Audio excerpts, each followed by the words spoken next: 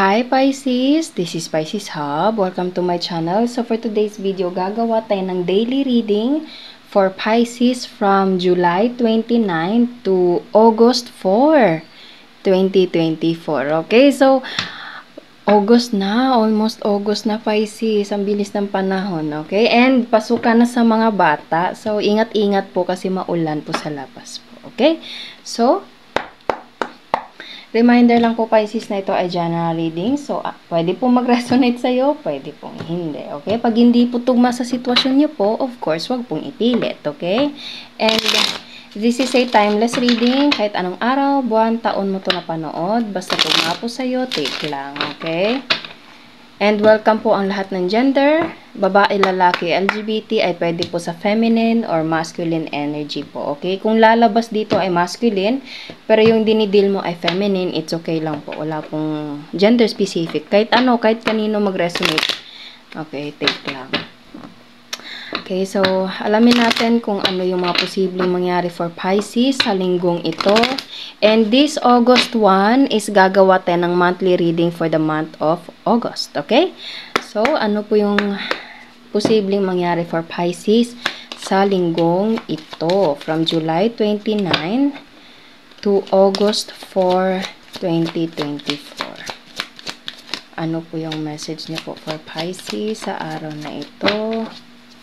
Mga gabay, mensahe para kay Pisces sa araw na ito. So, meron tayo ditong house. Kakalabas lang din nung, I think kahapon, previous video natin. May bahay din, Pisces, okay? So, bakit po ganito? Saglit lang. Ano po yung nasa bahay po? Kasi nung previous video natin, merong connection sa bahay. Parang bagong bahay yata yun, okay? Bagong lugar na merong connection sa bahay. And parang offer opportunity doon. May opportunity doon. So, ngayon, may bahay na naman. Ano po ito, Pisces? Ano po yung message nyo po regarding with this bahay? Sa linggong ito. Ayun o, there's a change. There's a change location, Pisces. There's something na pagbabago. Pwedeng saglit, hindi siya ma-focus. Ayan. Pwedeng maglilipat kayo ng bahay, Pisces, okay? Or pupunta ka sa isang lugar, pwedeng bahay to, na parang, I don't know, alamin natin kung ano pa yung mga lalabas mamaya, okay? Pero dito, para siyang naghahakot, Pisces, naglilipat, pwedeng naglalagay, bibili ng mga appliances, okay? Mga furniture na kailangan sa bahay. Basta parang merong dadalhin. Okay, so ano pa po yung message niyo po? Pwede sa linggong ito, Pisces, meron kayong planong lumipat sa ibang bahay. Okay. Or bibili ng mga appliances, kailangan sa bahay, and there's something na expectation. It's either, ano ba? It's either you're expecting these people na meron tayo ditong gift, Pisces, okay? So, pwede siyang anong tawag doon na offering? Parang blessing ba yun sa bahay? Di ba po? Parang pag bagong lipat ka, bagong bahay, doon kayo titira sa neighborhood na iyon. May mga kapitbahay na pwedeng posible, okay? Hindi naman lahat ano, pero posibleng magbigay sa'yo ng gift.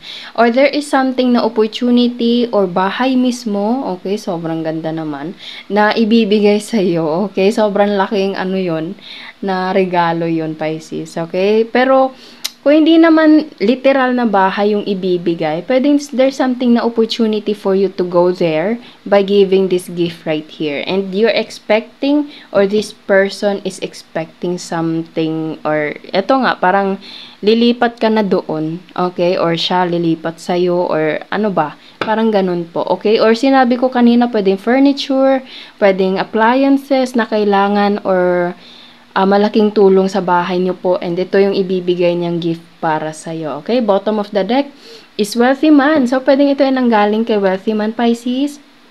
Nakikita nyo yan.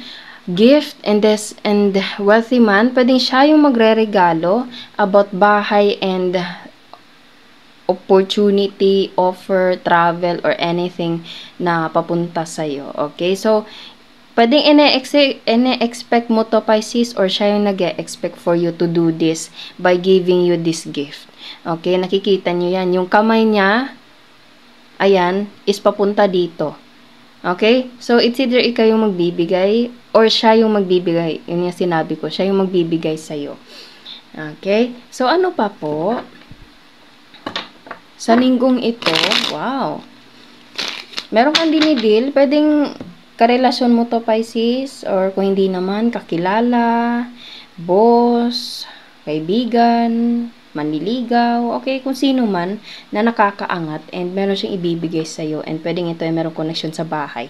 Yung mga sinabi ko kanina, Pisces, depende po yun kung saan doon mag-resonate sa'yo. Okay?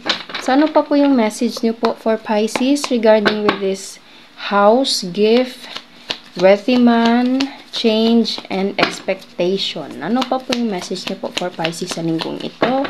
Mga gabay, mensahe niyo po, ayan, Page of Cups, Pisces, nakikita niyo yan. Tsaka pareho pa sila ng damit. Ayan o, naka-blue. Pwedeng itong taong to is mahilig sa kulay na blue.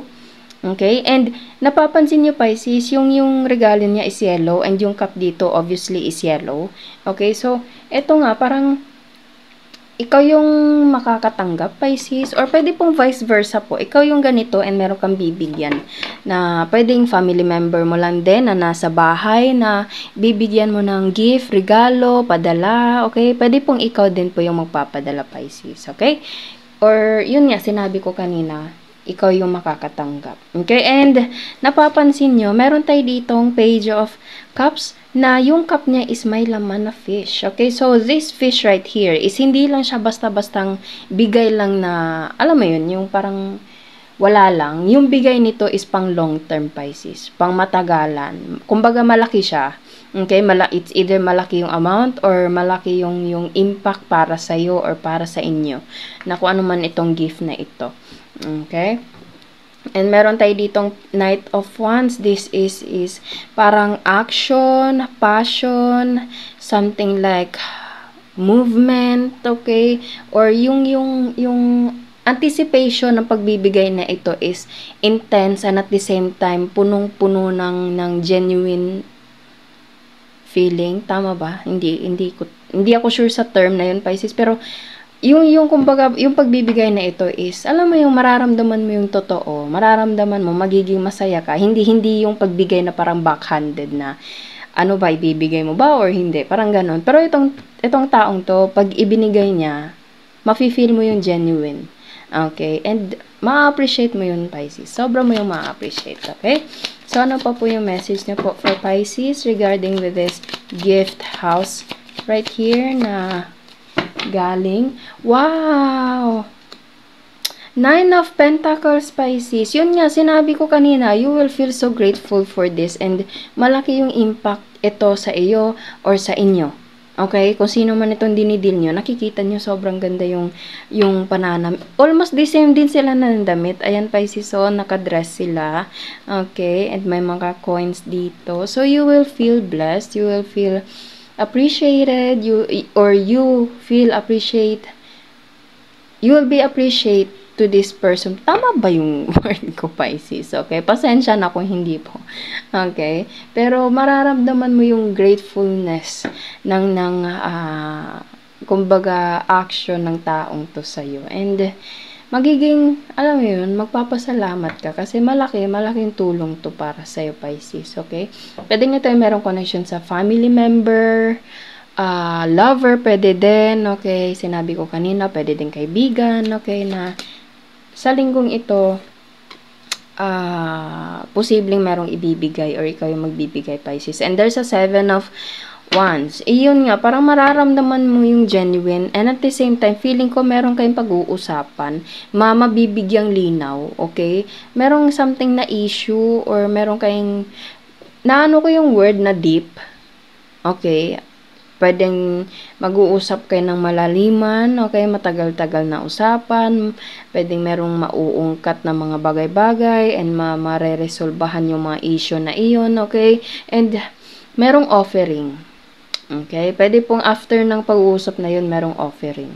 Okay, so ano pa po yung message niyo po for Pisces sa linggong ito? Wow! Ang ganda ng mga cards na lumalabas ngayon, Pisces. Kasi, 6 of Wands. 6 of Wands is all about victory, happiness, success, okay? Lahat ng aspeto sa buhay. Yun nga, parang makakaramdam ka ng gratefulness, ma-appreciate mo ito. Bottom of the deck, you will, your life will change into better. Yun nga, parang yung mafe-feel mo na thank you. Ayun, masasabi mo lang yung word na thank you. Salamat, ganon. Thank you so much. I appreciate it, ganon. Okay, and this person, you will feel the genuine feeling or action from this person towards you, Pisces. And magpapasalamat ka, you will feel so grateful, and meron kayong, it's either ikaw yung magbibigay or ikaw yung bibigyan ng malaki. Okay, it's either bahay talaga or opportunity towards this bahay right here, okay, or kung ano man yun, furniture, gift, okay, anything, appliances, okay, or pwede din pera mismo, or anything na magpapasalamat ka. Okay? Or you're dealing with someone na magpapasalamat ng sobra sa'yo, Pisces. And everything in these cards right here is sobrang ganda. Okay? Mareresolbahan yung mga issues, may mga usapang malaliman, okay? And you will feel so victory, or this person feels so victory towards you. And everything is changing into better. Okay, magiging maayos, magiging maganda, magiging masaya itong changes na ito. Kasi ito kasi Wheel of Fortune, this card is something like, there's something na change. Ito nga, oh, ayan, sinasabi ko. Sinasabi ko, Pisces, yung word mga changes, tapos natingnan ko to, yun nga, merong word na change. Okay, and yung change na yun, sobra mo yung ipagpapasalamat. Sobra. Kung meron pa akong magamit na word para ma-describe ko yung ganung feeling, Pisces, gagamitin ko. Pero alam ko naman na nagigets nyo na po, okay? So, congratulations kung ano man ito, Pisces, ano?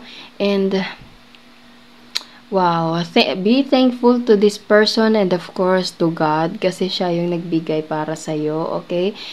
Or this person will be so thankful towards you, Pisces. Okay, so kuha tayo ng mga initials, random words, kung sino or ano po yung mga konektado for Pisces sa linggong ito. Saglit lang po. Ayan, medyo madami. Matangkad, kapatid. Pwedeng kapatid mo to, Pisces. Maliit ang ilong, pangarap. Moreno, morena. Airplane. There's a letter E. Mayaman, ayan o. Wealthy man, mayaman. Okay. Meron tayo ditong letter B. K. Meron tayo ditong K. Visa. Oh, there's an airplane and there's a visa, Pisces. And there's a company. Chinito, chinita. Letter R. Oh. Ayan, Pisces. Bahay. Bahay and house. Okay, so take lang kung saan mag-resonate basta merong connection talaga sa bahay. Straight hair, matangos ang ilong, kulot, negosyo, madaldal, photos, and pet lover. Okay, so pwedeng nandito, pwede pong wala. It's okay lang po, okay? So, yun po ang ating reading for Pisces sa linggong ito from July 29 to August 4, 2024. Okay? Naway nagustuhan niyo po, Pisces. Huwag niyo po sanang kalimutan na mag-like at mag-subscribe po sa ating channel and click the bell button para ma-notify po kayo sa next videos na i-upload natin. Okay? So, thank you, Pisces, and God bless!